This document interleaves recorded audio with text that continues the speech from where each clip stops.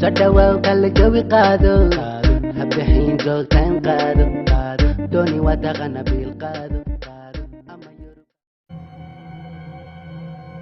habeenada ka mid ah shaqada ayaan ka imanayay waxay ahayd 10kii habeenimo guriga ayaan ku socday wadada highway-ga ayaan marayay highway hadaan garanayn waxa weeyaan wadooyinka waaweyn ee magaalooyinka dhex mara kadib gaari xoog ku socda ayaa soo maray kadib waan yaabay xoog ayuu ku socday inta loogu tagalay in ka badan ayuu ku socday waxaan isdhahay ma meel ayuu ku degdegayaa ama boolis ayaa eryanaya kadib taayirada mid kamid ayaa ka baxay kadib gaarigii ayaa kala warwareegay intuu kala warwareegay ay wadada dhinaceeda ku dhacay kadib gaarigii ayaan istaajiyay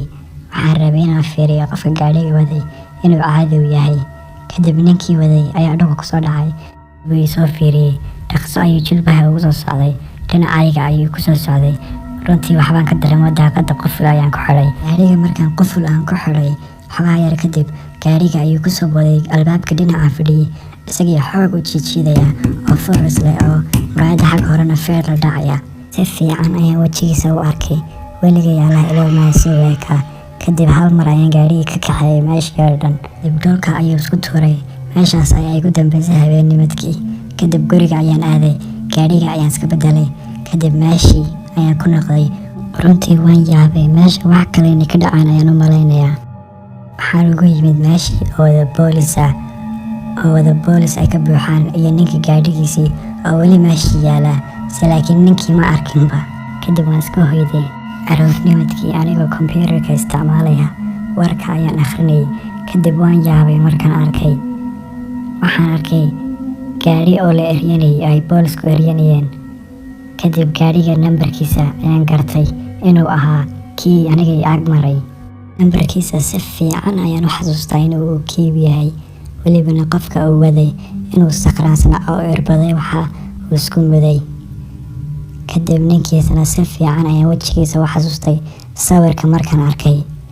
runtii waxaan ogaaday markaan meesha ka tegay ninkii intuu qof uu dilay intuu ninkii uu kacay oo wadada uu ka tallaabay oo dhinaca kale uu galay ayaa gaadhigii ugu horeeya soo socday oo taxi ahaa ayuu intuu galay oo qofkii waday uu ka soo saaray oo banaanka uu usoo tuuray ayuu gaarigii ka haystay qofkii wadana gaariga ayuu sii haystay isagoo ka foqi kara la'a kusiduu gaariga ugu dhagsanaa ayuu dhintay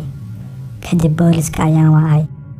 kadib maxkamadda ayaa lay saaray waxaan ka sheekayay inuu anigana uu ninku uu dili gaaray aad ayaan u cabsoonayay maxaa yeelay ninku qof dhan ayuu dilay horteedana uu fadhiyay waxaa lagu xukumay ninkii 30 sano in jeel la geliyo ninku uu igu soo qoslayay saayna waxba ka gelin runtii ilaa imika waxaan ka fikiraa habeenkii haddii aanan gaariga si qofleen aniga ayuu ahaan lahaa qofka dhintay ee wadada uu jeedi lahaa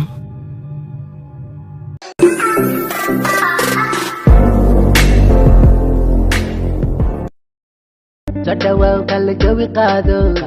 هبحين جوتان قادو دوني وتغنى بالقادو